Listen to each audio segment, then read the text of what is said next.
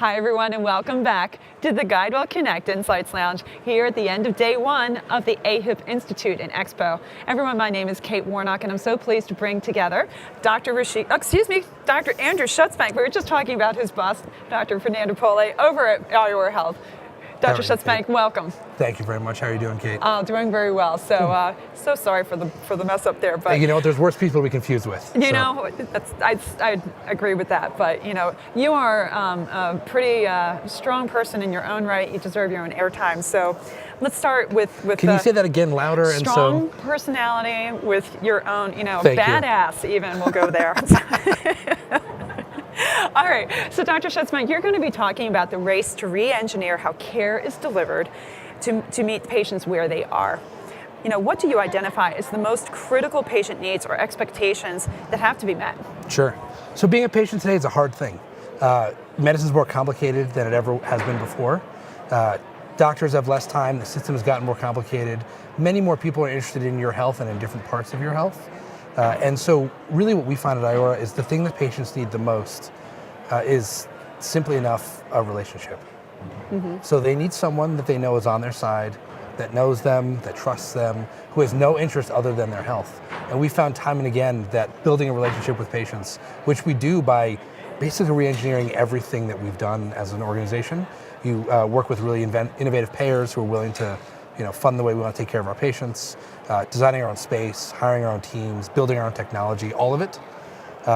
What it lets you do is just have time to get to know people, make promises, keep them, do the right thing by patients, and the most amazing thing starts to happen, which is people start caring about themselves again. And we found, especially as people get sicker, they don't think they're worth it. And so they have all these bad habits that have accrued and they don't bother to change them because what's the point? And we've seen time and time again, just by sending the message loud and clear, we love you, we care about you, and we're here for you, all the bad behaviors drift away, all the health gets better, and all the medicine gets easier, right? And so that's a little bit of our secret that I've just given away. But really no small task there. I mean, you basically, it sounds like you disrupted everything about care delivery when you realized that the most important thing was to build it around that relationship. So that identified as your most critical point, and here you go, and you build an entire system around it. That's right.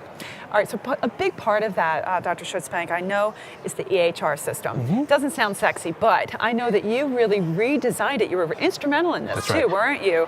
To capture not just data, but stories. That's right. Explain that concept for us and why you took that approach. Yes, so we built what we call CHIRP. It's a collaborative care platform. So we think we used to have charts. It was a book. It belonged in America to the doctor. In every other country, it belongs to the patient. It was paper. It was stuck. Right. We then moved to the electronic health record, which is a computerized version of a paper product with all the limitations and thinking. And what we really want is a collaborative care platform, which is if we're building a relationship and we're building it between a patient, their family, and a team of people, everyone needs to be able to communicate and share their work together and share their stories. And so we started in a space where we didn't have a lot of the regulatory requirements because we were accepting payment from some very advanced payers, which allowed us to just write stories, share information, and write down the things that as doctors we always read. Right, so the real joke about all medical notes is you skip the last 2 paragraphs, if they're even paragraphs. And then if you need anything else in the 9 pages, you go read it. But that's where the magic is, because that's where a human is telling you about another human and what they plan to do about it and why. And so it was no small feat to do it. And we mentioned Rashika earlier. He looked for years prior to Iora Health to find a system out there that would do it. And at the time, people were listening to the marketplace and nobody in the marketplace was calling for this. I think now we're starting to see a shift. A lot of products and a lot of companies are starting to expand more and more into broader population health, broader care coordination management. But in reality, again, if you go back to what people need is a relationship. So this is a human business. There's no technology better engineered for humans than stories. Right. It's how we learn, it's how we listen, it's how we remember. And so building around stories first, building around patients first, and then layering in the work, layering in the communication, layering in the data later. And so what you have, instead of a billing and coding machine, which is unfortunately the way the EHR business had to evolve, you have a collaborative care platform that lets you make great decisions, make a plan with your patients, and then carry it out. we had some other interviews earlier in the day, Dr. Schutzbank, Rocco Perla, and some others, Karin Van Zandt, who were talking about social determinants of health.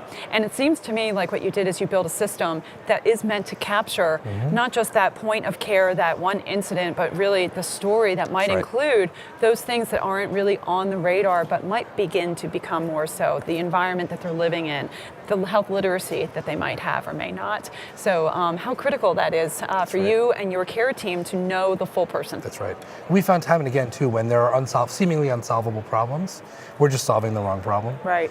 So we had a patient who just refused to take insulin, didn't want to take insulin. And so you start with the usual theories. Are you afraid of needles? So turned out she actually lives here in Nevada in a trailer without electricity. Oh my So goodness. she didn't have a refrigerator. Oh my goodness. So she couldn't refrigerate her insulin, but she was ashamed to tell us. Oh my gosh. And so then we had to fix the refrigerator problem. And magically, when you fix the refrigerator problem, which is no small task, but our team do it, then she takes insulin.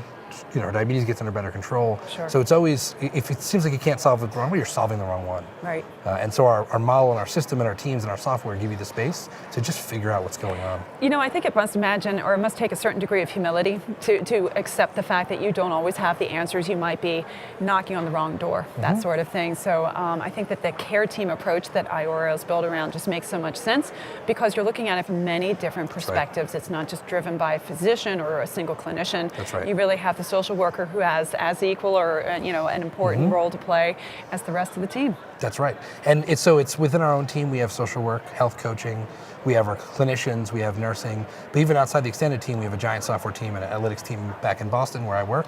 But we also have our payer partners. So we work with Humana in a bunch of states. Humana has an elaborate system of services, and we've really worked together over the last year to coordinate those. So now we have feeders and information from all the different resources that Humana has out there. Same thing with Tufts back in Boston.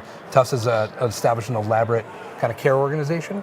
It's taken a little work to plug into it, but it's finally working, and it's in some ways, it's what they designed these services to do in the first place. So we're glad as a primary care team that we can actually catch up and plug it all together. It's amazing what you're able to learn when you have that many people working on patients in concert. Collaboration really is key. Well, Dr. Schutzbank, we have one more question for you. Patient engagement is the holy grail, right? And here at AHIP Institute, I know that they're going to be addressing that at many different levels. Many health plans in particular, you mentioned one area where you're working great, but many health plans still struggle with getting consumers to truly participate in their health care. What are some of the lessons you've learned at Iora Health that others could really take a page from? Sure. So there's actually an organization out of Australia, Adelaide, the Flinders University, which has a program that we tried working with in the past called the Flinders Program for Self-Management. And their whole philosophy is solve the first problem first.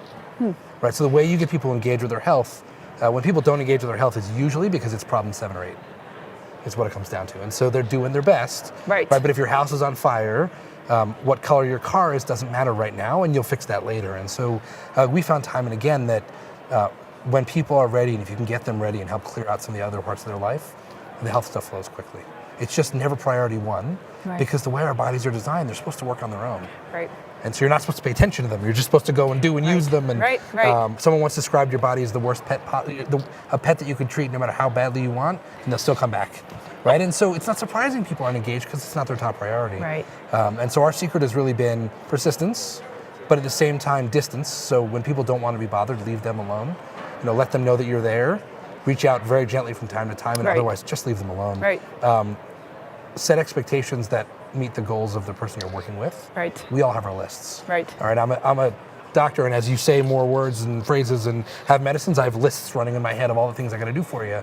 But you don't necessarily care or want to do any of those things. Right. And so rather than sell it to you, it's more about how do we get our priorities aligned so the things I'm worried about are things you're worried about.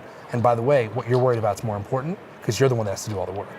So it seems to me that Iora is really taking a step back, and before you're inserting yourself or really thrusting yourself upon the individual, you're taking the time to listen to what their definition of health might be. It may not be the industry standard, but for whatever is going to work for them, and that's your starting point, isn't it? That's right. The foundation of a great relationship, which is exactly what you said. Right. You started your company around. So, all right, Dr. Schutzbank, thank you so much for joining us here at the Guyville Connect Insights Lounge. My name is Kate Warnock, and we're going to be up again with more interviews shortly.